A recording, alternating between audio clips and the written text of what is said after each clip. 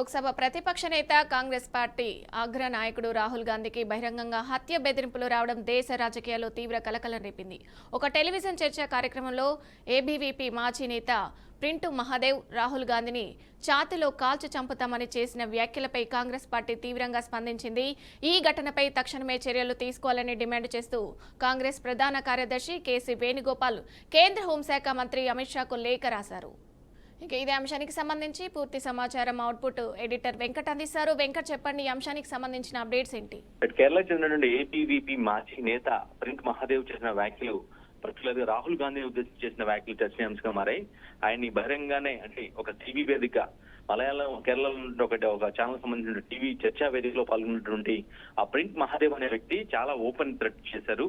రాహుల్ గాంధీని బహిరంగంగా హత్య చేస్తామన్నట్లుగా, అంటే బహిరంగానే కాల్చి చంపుతాం అనే ప్రాస్పెక్ట్ లో ఆయన వ్యాఖ్యలు చేయడం ఇప్పుడు సంచలనంగా మారింది. ఎందుకంటే రాహుల్ గాంధీ కాంగ్రెస్ కి నెంబర్ 2 గా ఉన్నారు. అఫీషియల్ గా అధ్యక్షుడు మల్లికార్జున ఖర్గే అయినప్పుడు కూడా రాహుల్ గాంధీని చాలా అల్టిమేట్ నేతగా కొలుస్తూ ఉంటారు, కాంగ్రెస్ నేతలంతా కూడా భావిస్తూ ఉంటారు. సో అటువంటి నేతని నేరుగా ఛాతీలో కాల్చి చంపేస్తాము అంటే చెస్ట్ మీద కాల్చి చంపేస్తామని ఏబీవీపీ మాజీ నేత ఎవరైతే ప్రింట్ మహాదేవ్ ఉన్నారో ఆ వ్యాఖ్యలు ఇప్పుడు దుమారం రేపుతూ ఉన్నాయి. ఏఐసీసీ అగ్రనేత రాహుల్ గాంధీకి బహిరంగ బెదిరింపులు చర్చనీయాంశంగా మారింది. ఒక ఏబీవీపీ మాజీ నేత ప్రింట్ మహాదేవ్ చేసినటువంటి వ్యాఖ్యలు చాలా దుమారం రేపుతూ ఉన్నాయి. మలయాళం ఒక టీవీ చర్చా కార్యక్రమంలో, అంటే కేరళలో ఉన్నటువంటి టీవీ ఛానల్స్ లో ఒక ఛానల్లో ఒక చర్చా వేదిక పెట్టడం జరిగింది. ఆ చర్చా వేదికలో చాలా స్పష్టంగా క్లియర్ కట్ గా రాహుల్ గాంధీని కాల్చి చంపుతామని, నేరుగా ఛాతీలో చెస్ట్ లో కాల్చి చంపేస్తామని ఒక వ్యాఖ్యలు చేయడం జరిగింది ప్రింట్ మహాదేవ్ అనే ఒక వ్యక్తి. సో దీని మీద ఇప్పుడు దేశవ్యాప్తంగా కాంగ్రెస్ శ్రేణుల్లో ఆగ్రహవేత్తలు బగ్గుమంటూ ఉన్నాయి. ఇది చాలా సీరియస్ గా తీసుకోవాల్సిన అంశము.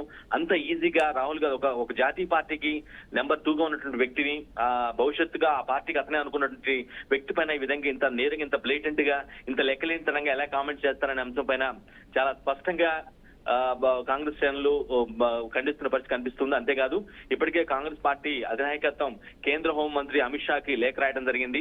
వెంటనే సదరు వ్యక్తిపై కఠిన చర్యలు తీసుకోవాలని కూడా కోరడం జరిగింది. దీని వెనక, అంటే ఈ హత్యా బెదిరింపుల వెనక పెద్ద కుట్ర కోణం దాగి ఉందనే ఆరోపణలు కూడా వాళ్ళు ఆ లెటర్ లో మెన్షన్ చేయడం జరిగింది.